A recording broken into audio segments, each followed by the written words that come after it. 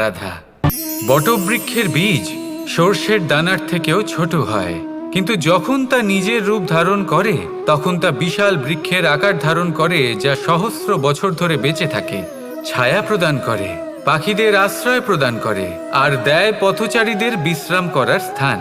কেন? কারণ সেই ছোট বীজ তা মাটির ভেতরে গিয়ে নিজের খোলস ত্যাগ করে। অন্ধকারে থাকে সে, যতই আলো আসুক না কেন, যতই বর্ষা আসুক না কেন, সব সহ্য করে।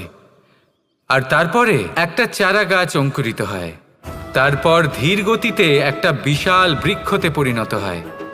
দেখুন, জীবনে কঠিন সময় আসে, এই জন্য নয় যে আপনি হার মেনে নেবেন, এই জন্য আসে যাতে আপনি ভবিষ্যৎ নির্মাণের জন্য নিজেকে তৈরি করতে পারেন। যদি কঠিন সময়ে আপনি ওই বীজের মতো দৃঢ় হয়ে থাকতে পারেন, তাহলে আপনিও একদিন সেই বিশাল বৃক্ষের মতো